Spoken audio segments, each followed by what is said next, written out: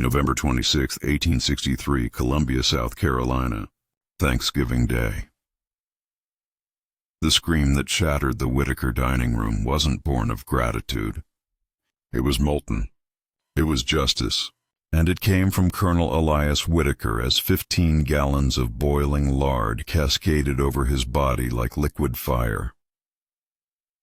Martha stood above him, the cast-iron cauldron tilted in her calloused hands, watching as the man who had stolen 15 years of her life writhed on his Persian carpet. The smell of burning flesh mixed with sage and turkey, creating a feast of reckoning that would never be forgotten. But let me take you back 6 hours earlier, when Columbia's church bells rang through crisp autumn air, and the Whitaker mansion glowed with the warm light of abundance. Inside, Colonel Whitaker raised his crystal goblet high, his voice booming with the confidence of a man who believed God had blessed him with dominion over all he surveyed. To our way of life, he declared to his guests, politicians and plantation owners who nodded in agreement, their faces flushed with wine and certainty. To the natural order that keeps chaos at bay. In the kitchen, Martha heard every word. She had been hearing those words for 15 years, ever since she was 17, and they took her daughter Lila from her arms. 15 years of yes, master. 15 years of thank you, master. 15 years of cooking. Thanksgiving dinners while forced to smile about her. Gratitude for servitude. The guests laughed at the colonel's jokes about taming the wild ones and teaching them their place. They didn't see Martha's hands tighten around the carving knife. They didn't notice how she lingered by the massive cauldron of boiling lard, used for frying the feast that celebrated their prosperity, built on broken backs and stolen children. Eleanor Whitaker, the colonel's wife, swept into the kitchen with her usual theatrical flair. "Martha, dear, do hurry with the sweet potatoes. Our guests are growing restless, and you know how the colonel gets when his dinner is delayed." "Yes, ma'am," Martha replied, her voice steady as stone. But her eyes, those eyes that had learned to look at floors and never meet a white gaze directly, flickered with something that would have terrified Eleanor Whitaker if she had bothered to truly see the woman who cooked her meals and cleaned her house. The cauldron bubbled. The guests laughed, and Martha made her choice. "Before we continue, drop a comment. Where are you from and what time is it there? Don't forget to subscribe." When Colonel Whitaker stumbled into the kitchen, wine-drunk and reaching for Martha with hands that had signed away her daughter's freedom, he expected submission. He expected the same broken woman who had served his family for 15 years without complaint. Instead, he found revolution. Martha didn't hesitate. She didn't scream. She didn't beg. With movements as precise as her daily ritual of chopping vegetables, she tilted that cauldron and watched 15 years of rage pour out in molten gold. His screams brought the dinner party running, but Martha stood calm in the chaos, still holding the empty cauldron, still wearing the same expression she wore when serving his morning coffee. This is the true story of Martha, the housemaid who turned a feast of gratitude into a cauldron of justice. While Columbia's church bells sang hymns of thanksgiving across the city's cobblestone streets, the Whitaker kitchen existed in a different world entirely. Here, beneath the grand dining room where crystal clinked and laughter echoed, Martha moved through her domain of grease-stained walls and endless labor like a ghost haunting her own life. The contrast was deliberate, designed to remind everyone of their place in the natural order Colonel Whitaker so loved to toast. Above, candlelight danced across mahogany tables laden with abundance. Below, a single oil lamp flickered over Martha's workspace, casting shadows that seemed to writhe with the memories of every meal she had prepared, every smile she had forced, every yes, master, that had died a little death in her throat. The kitchen had been her prison for 15 years, but tonight it would become her courtroom. She remembered the first Thanksgiving after they took Lila. Martha had been 17. still bleeding from childbirth, still calling out for her baby in her sleep. Colonel Whitaker had stood in this very kitchen, his boots clicking against the worn wooden floors, and explained her new reality with the patience of a man teaching a child. "You'll cook our Thanksgiving dinner every year, Martha, and you'll be grateful for the opportunity to serve a Christian household. You'll say grace with us, thank the Lord for your blessings, and mean every word." That first year, she had collapsed while basting the turkey, her body still weak from labor and loss. Eleanor Whitaker had found her there, sobbing into the bird's golden skin, and had slapped her so hard that Martha's ear rang for a week. "Control yourself," Eleanor had hissed. "This is a day of gratitude, not self-pity. Your daughter is better off where she is, being raised properly by decent people. You should thank us for giving her that chance." But Martha knew where Lila had gone. She had seen the slave trader's wagon disappearing down the dirt road, had heard her baby's cries fading into the distance like a prayer no one intended to answer. Decent people didn't buy 3-month-old babies.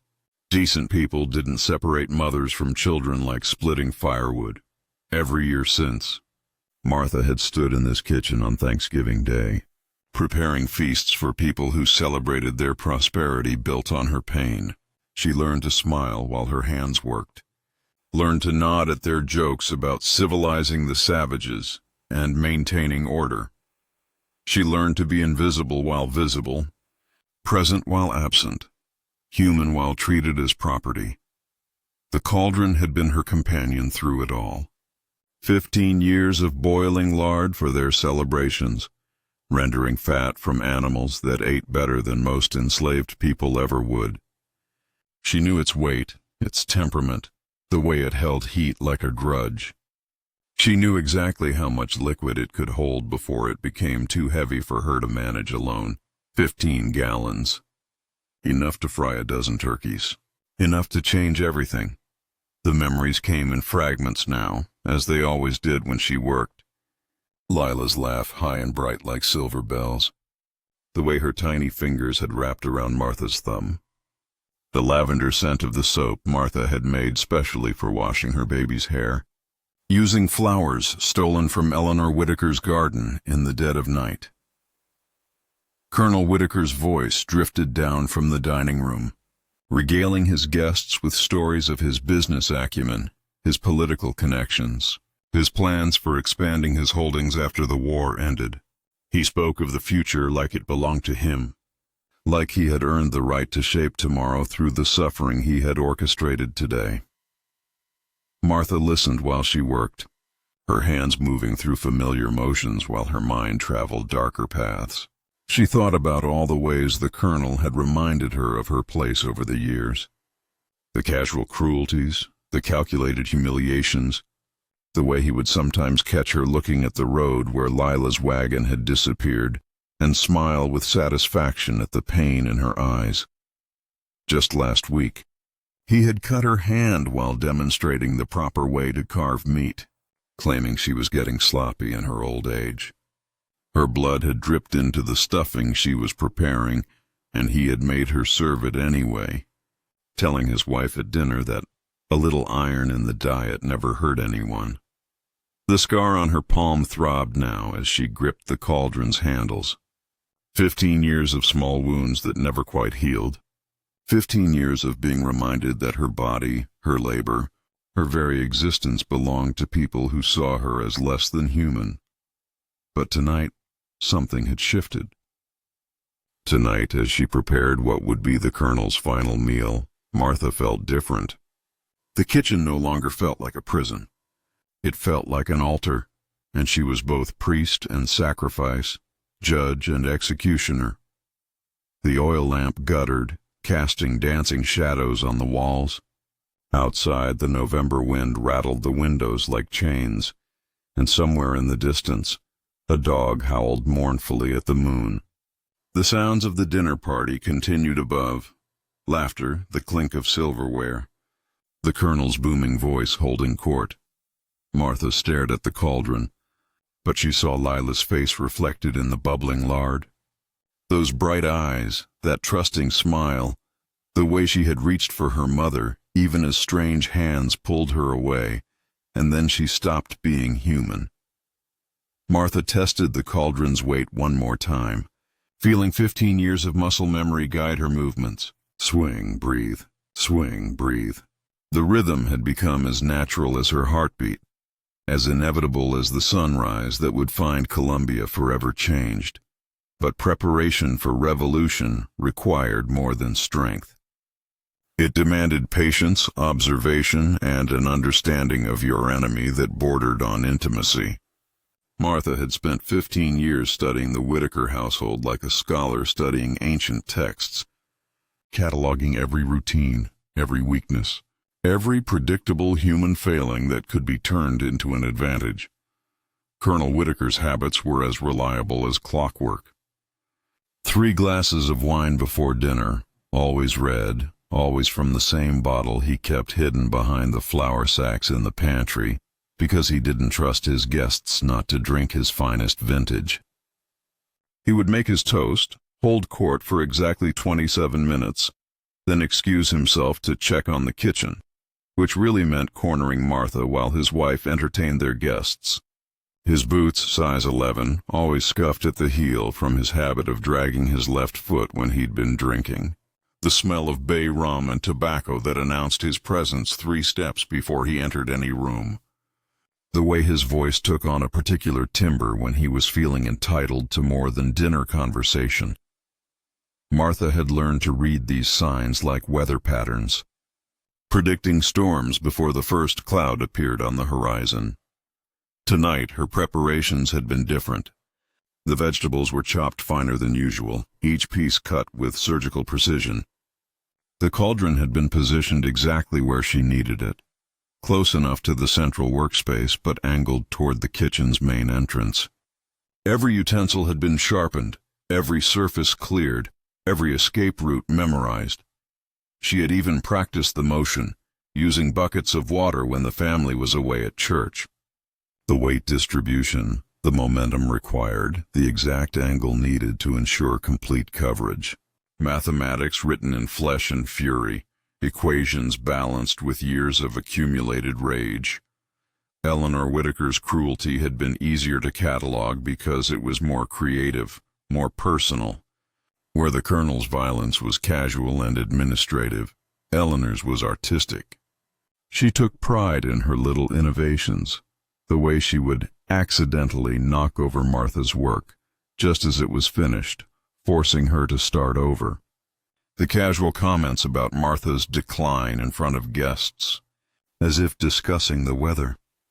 "Martha, you're slipping," Eleanor had said just that morning, running her finger along a windowsill and examining it for dust that wasn't there. "I worry that age is catching up with you. Perhaps it's time to consider adjustments to your situation." The threat was clear. Martha had seen other household slaves adjusted when they became inconvenient. Some disappeared in the night, sold to buyers who didn't ask questions about age or condition. Others simply stopped appearing at meals, their absence explained with vague references to illness or ungrateful attitudes that required correction. But Eleanor made one crucial mistake. She assumed that 15 years of submission meant 15 years of surrender. She saw Martha's downcast eyes and bent shoulders and mistook survival tactics for defeat. She never noticed that Martha's eyes, when they thought no one was looking, had begun to track movement differently, no longer following the ground but measuring distances, calculating angles, planning. The dinner guests represented different facets of the same evil that had shaped Martha's world. Judge Harrison, who had signed the legal documents transferring Lila's ownership with the same casual authority he used to order his morning coffee. Reverend Pike, who preached about Christian charity on Sundays while investing his church's money in slave-trading ventures. Senator Caldwell, who spoke eloquently about states' rights and the divine order, while his own household staff bore the marks of his temper. Each of them had played a role in creating the system that had stolen her daughter and trapped her in this kitchen, Each had profited from her pain, celebrated their prosperity built on her suffering, raised toasts to a way of life that required her silence for its survival. But tonight, silence would end. Martha had always been underestimated because she understood the power of invisibility. White folks saw what they expected to see, a docile servant, grateful for scraps, content with her place in their natural order. They never looked close enough to see the woman who memorized their conversations, who cataloged their secrets, who learned their vulnerabilities through years of careful observation. She knew which floorboards creaked and which ones didn't. She knew exactly how long it took for screams to bring help from the dining room. She knew where Eleanor kept the laudanum she used for her nervous spells, and how much wine it would take to make the Colonel's reflexes sluggish enough to exploit. The cauldron had become more than a tool. It was a vessel of memory, holding not just boiling lard, but 15 years of accumulated injustice. Every meal she had prepared in it, every feast she had served to people who celebrated her oppression, every Thanksgiving where she was forced to express gratitude for her own enslavement. As she stirred the lard one final time, Martha could smell more than just rendered fat. She could smell Lila's hair, that sweet baby scent that had been stolen from her before she could memorize it properly. She could smell the lavender soap she would never make again, the flour from bread she would never bake for her own child's breakfast, the smoke from fires that had warmed other people's homes while her own heart remained frozen in permanent winter. The dinner party grew louder above. Someone was telling a joke about teaching field hands to read, and the laughter that followed was sharp enough to cut glass. Another voice joined in with a story about a runaway who had been brought back and educated about the consequences of ingratitude. Martha's hands remained steady as she prepared the sweet potatoes, but something fundamental had shifted in her posture. Her spine, which had curved with submission for 15 years, straightened with purpose. Her eyes, which had learned to find the floor, lifted to meet the world with unflinching directness. When footsteps approached the kitchen, those familiar size 11 boots with the scuffed left heel, Martha was ready. The cauldron was just a tool, she told herself. Heavy, worn, smoothed by years of calloused hands and the sweat of backs that never got rest. But tools could be transformed by intention, and tonight, intention flowed through Martha's veins like molten gold. The kitchen door swung open with its familiar creak, and Colonel Whitaker stepped into Martha's world for the last time. His face was flushed with wine and self-satisfaction, his movements loose with the confidence of a man who had never once questioned his right to take whatever he wanted. "Martha, my dear," he said, his voice carrying that particular tone she had learned to fear. "The guests are asking about dessert, but first I think we need to discuss your performance today."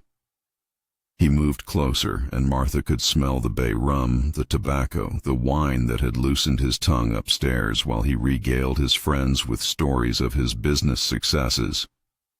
Each step brought him deeper into her domain, further from help, closer to the justice that had been 15 years in the making.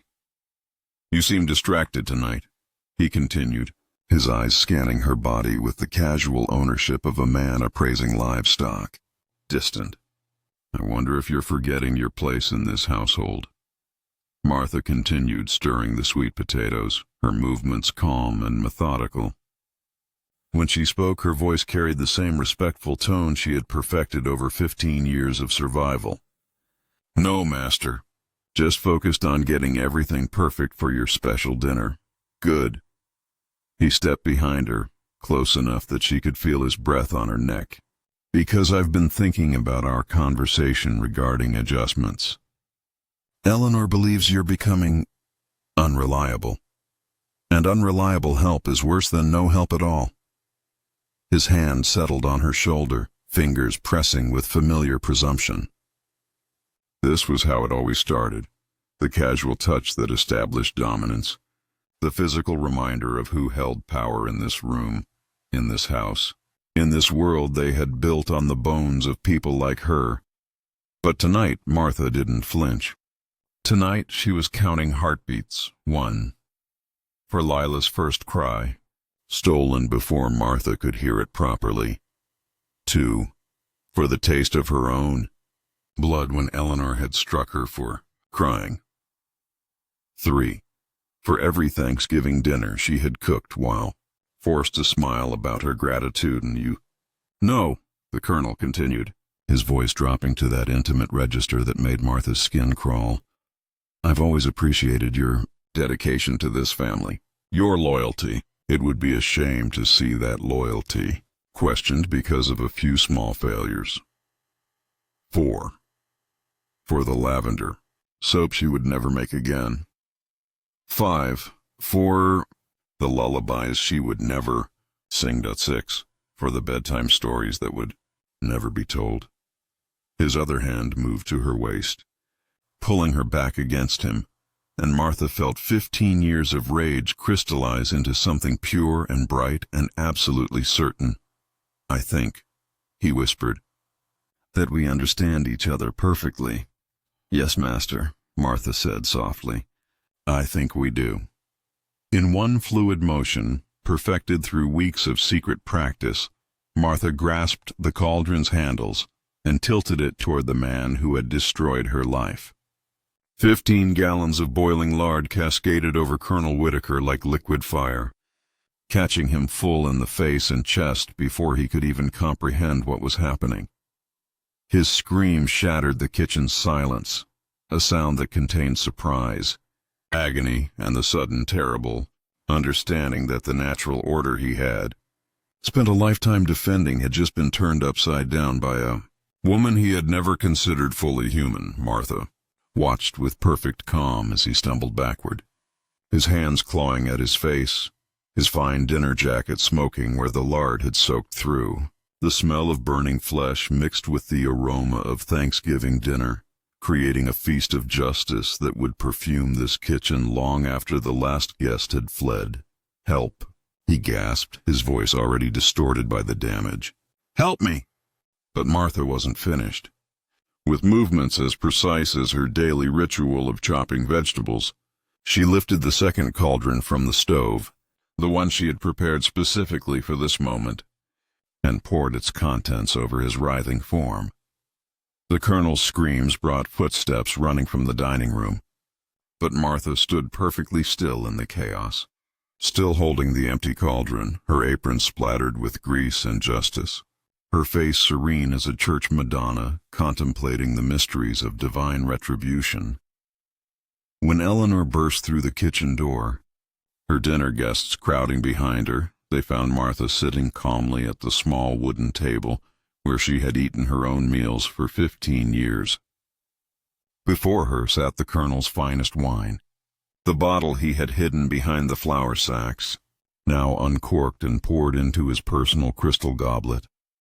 The Colonel lay motionless on the kitchen floor, his body steaming in the November cold that leaked through the windows.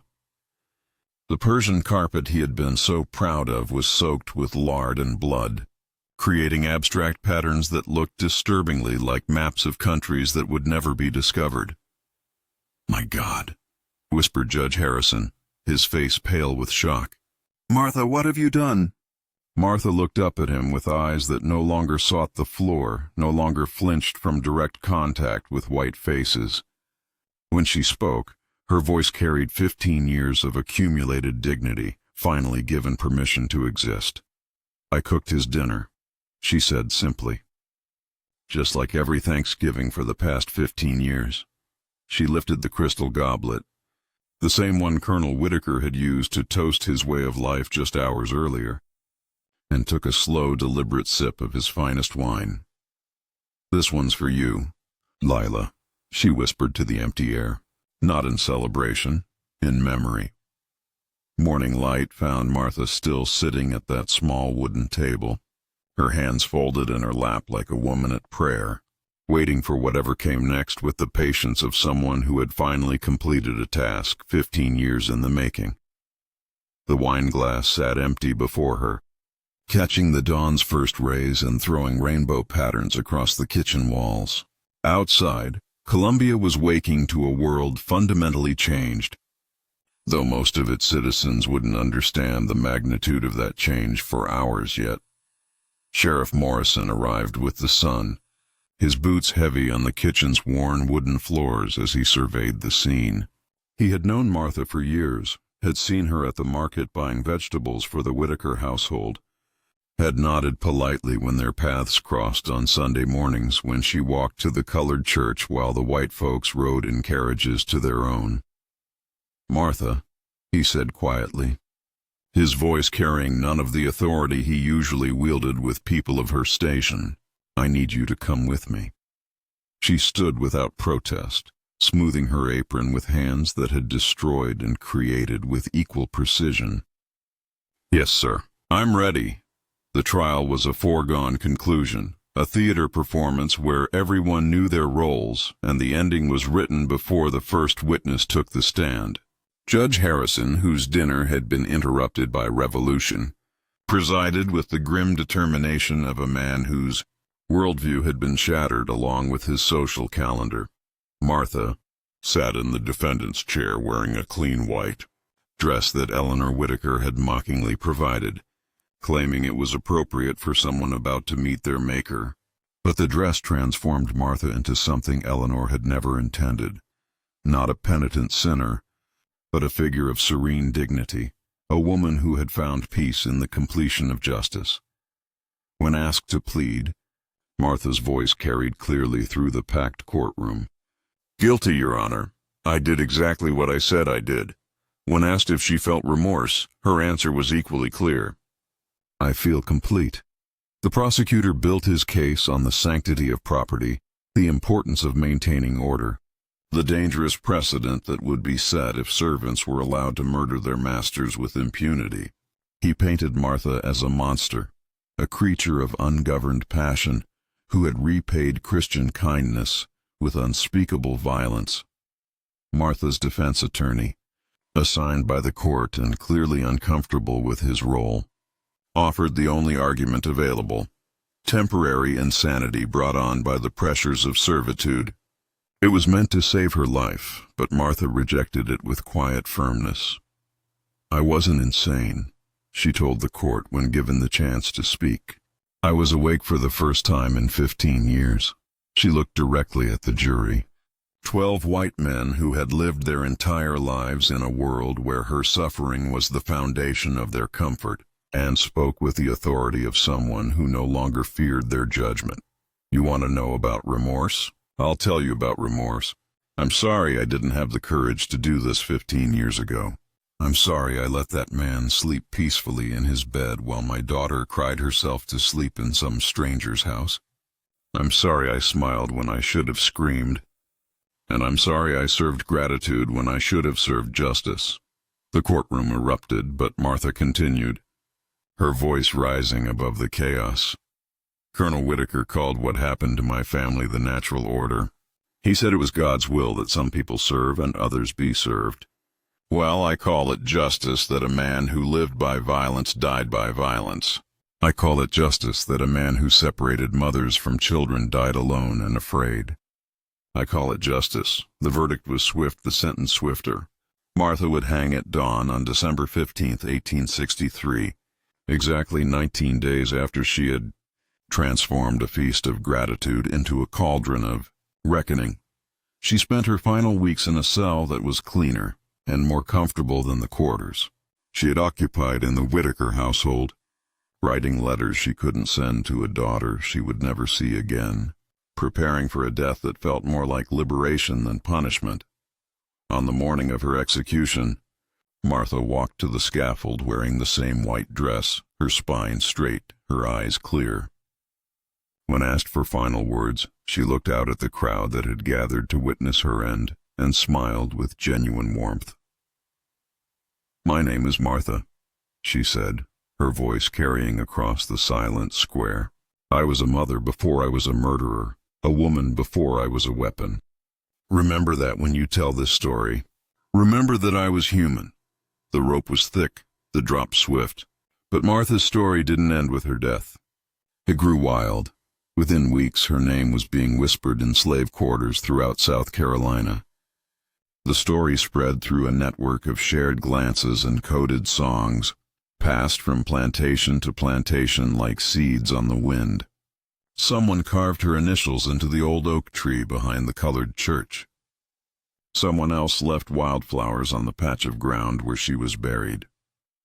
A quilt appeared in the market one day, its pattern telling the story of a woman who turned her master's feast into his funeral.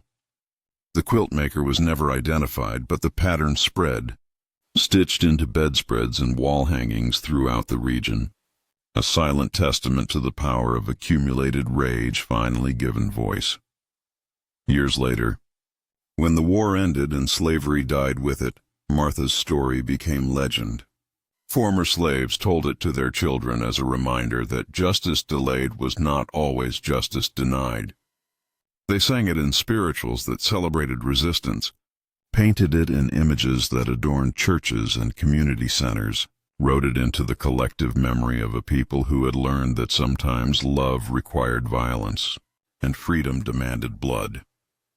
The Whitaker mansion stood empty for years after Martha's execution, locals claiming it was haunted by the smell of boiling lard and the sound of screaming that no amount of scrubbing could eliminate. Eventually it was torn down, its bricks scattered and its foundation plowed under. But the kitchen where justice had been served was preserved in story and song. Children would dare each other to visit the site on Thanksgiving nights, claiming they could still see Martha stirring her cauldron in the moonlight, still preparing the meal that had changed everything. Whether they actually saw her or simply wanted to believe in the possibility of perfect justice was never clear. But the stories persisted, growing stronger with each telling. Martha became more than a woman who had committed murder. She became a symbol of the moment when oppression transforms into resistance, when survival becomes revolution, when the natural order reveals itself to be as fragile as expensive china dropped on kitchen stones. Her story lived in the whispered conversations of women who cooked for families that didn't see them as human, in the dreams of mothers separated from their children, in the prayers of people who had learned that sometimes God's justice required human hands to serve it. If this story burned something inside you, if it reminded you that history is written by the survivors and justice comes in many forms, then share it. Subscribe. Pass it along to those who carry memory in their bones and understand that some stories are too important to let die with their tellers. Because Martha's truth lives on, growing wild in the spaces between what we're told to believe and what we know to be right. Her cauldron still boils somewhere in the collective memory of people who understand that dignity is not granted by those in power. It's claimed by those with courage enough to demand it. Memory grows wild, and some hungers can only be satisfied by justice served boiling hot.